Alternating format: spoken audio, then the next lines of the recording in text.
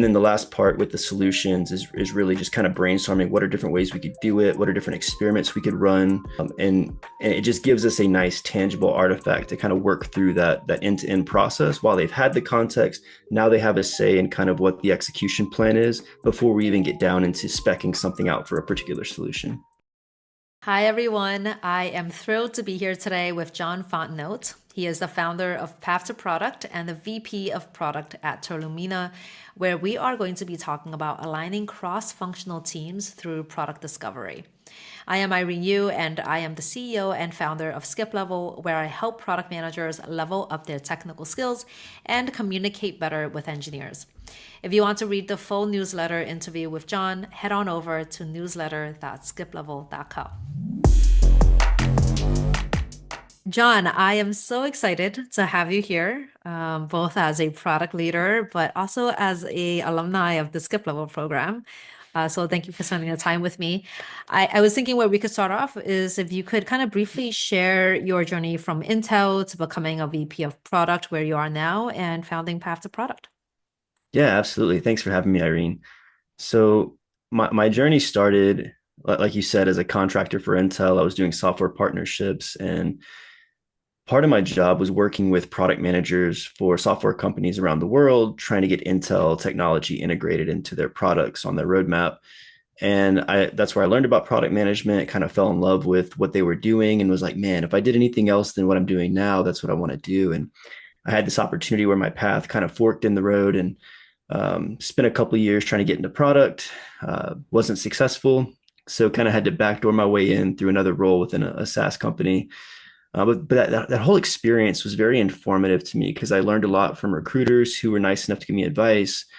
And this is kind of what led to Path to Product is I figured out that there's a lot of aspiring PMs out in the world who know about the role. They're reading books, they're taking courses, they're doing everything they can to get a leg up and get an opportunity.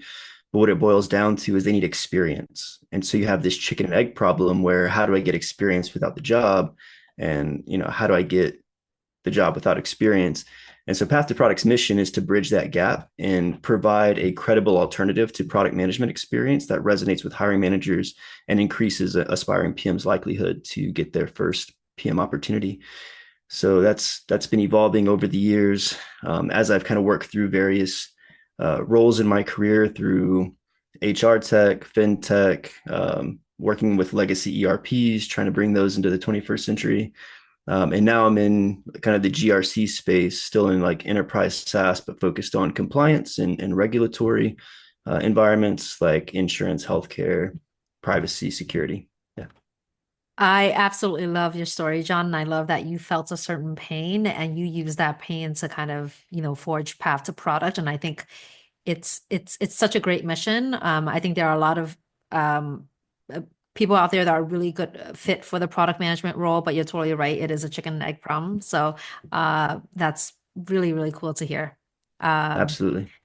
yeah. So what do you consider from all of your experience, what do you consider the most critical element of effective product discovery in cross-functional teams? Yeah, it's a great question. So I would say collaboration first and foremost. And I've experimented with this in different organizations that I've been part of. And what I found to be most successful is when there's a continuous discovery habit where you're talking to customers every week, every, couple times a week, to have kind of a rotation with like your UX partner, maybe even your product marketer should be in there, but rotating the developers who are on your team because as much as product managers talk about needing strategic context from our leaders, our engineering counterparts need the customer context as well as the business context that we give them. And I think hearing things firsthand creates more buy-in and creates kind of that urge to want to fix the problem because now you have that personal connection and it's not just this abstract thing that came to you that may or may not be true. You've actually heard it for yourself. Yeah. Yeah, that's really cool. And you also mentioned in the newsletter interview that we worked Mhm. on, you mentioned the opportunity solution tree framework in your interview. I'm curious, how has this tool specifically helped you align teams around product decisions and the product discovery? Yeah, great question. So these things kind of play together. So if you have your engineering partners that are kind of rotating through customer interviews, and then you have this artifact where you're able to document, starting at the top, you have your objective. So what is the objective that your team is trying to accomplish that helps the broader organization move forward?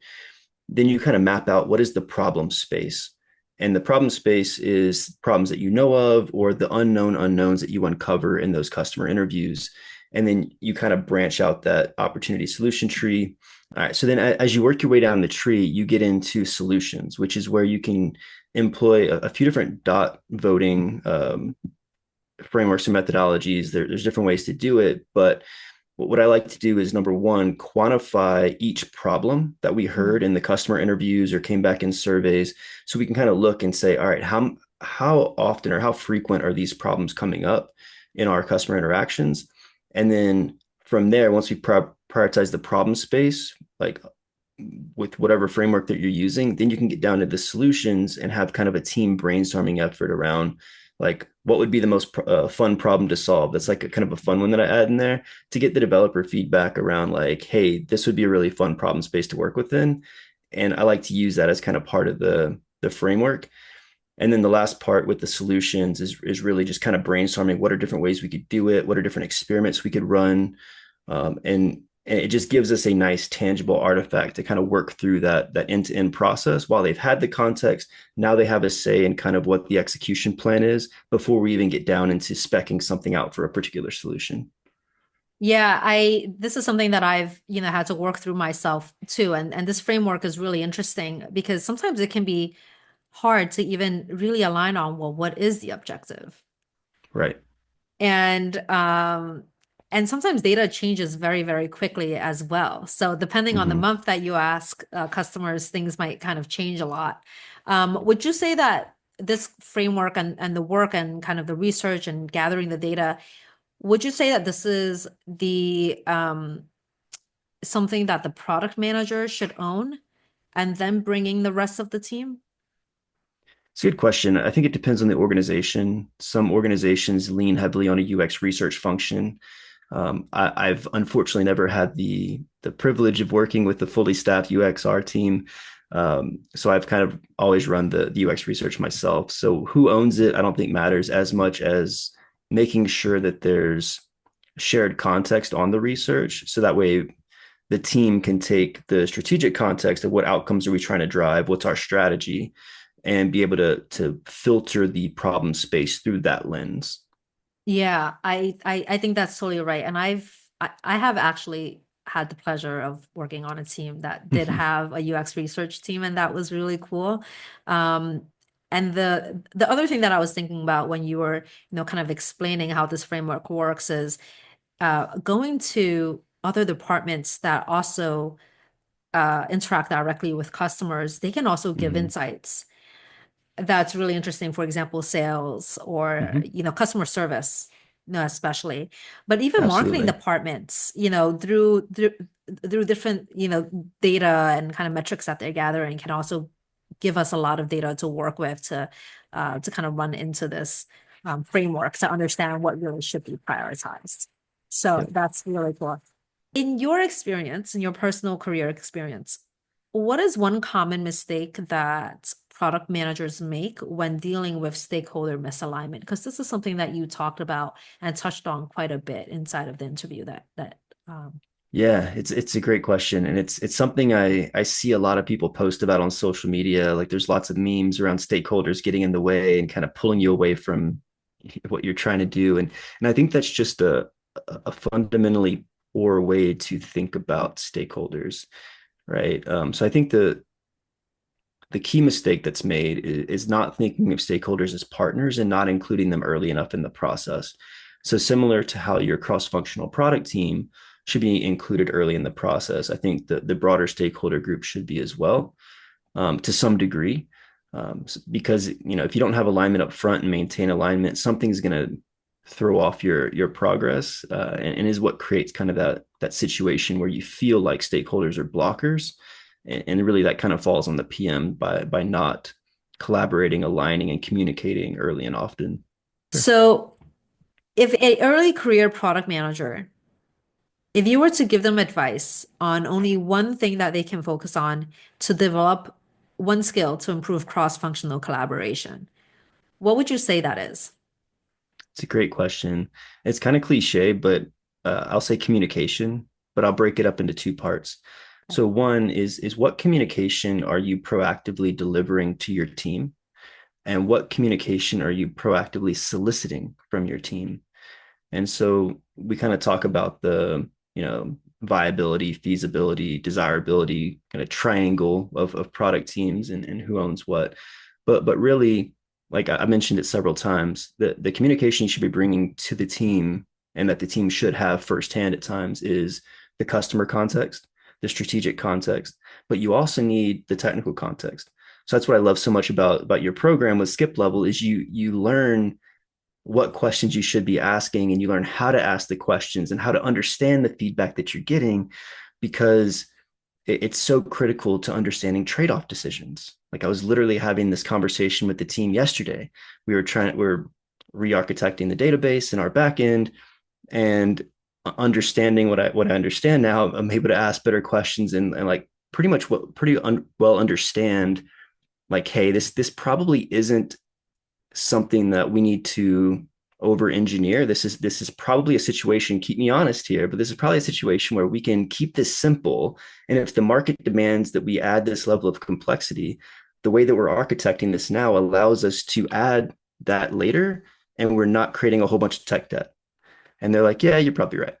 So Wow, that is actually really incredible and very impressive that you're able to think at that level of essentially flexibility, right? Like that's one of the mhm, trade-offs that you learn about inside of the skip level program is like whatever you build, you want to think about flexibility and not making one-way door decisions. Um, exactly. yeah, so that's really cool because I do definitely think that communication is one of those cliche things that everyone talks about being really important, which it is. I mean, there's a reason why it's cliche because it is. But I love that extra element that you added on top, which is like, good communication sometimes requires people to understand each other and have a shared kind of baseline knowledge and understanding. And when it comes to career and work, that involves actual, skills and knowledge, whether that's Yep. technical, which is, you know, um, kind of what we focus on a skip level. Um, but I would say even for product management, like engineers, it helped me a lot as an engineer to actually understand better the product management function and to know what Mm-hmm. goes into all of the different pieces of even coming up with who the customer is, what is the problem we're trying to solve, and thinking through the solution from a product perspective. Um, 100%. yeah, so that's really cool. So, you know, that's a really great perspective to bring up. Um, thank you so much. Uh, the last thing I wanted to say for anyone watching is if you want to read the full interview with John, you can check that out at newsletter.skiplevel.co. Um, it has a much longer interview with John about product discovery and working with cross-functional teams. So definitely check that out. And the last question is, John, where can our subscribers find you? Yeah, great question. So I'm on X at Product Font. I'm on LinkedIn. That's where probably I'm the most active. And then you can check out what we're doing at pathtoproduct.io if you're looking to get into product or hone some of your product skills. Amazing. I will include all of those links. Thank you so much for being here with me today, John. Hopefully, all of our readers will check out the full interview. Thanks so much. Absolutely. Thanks for having me.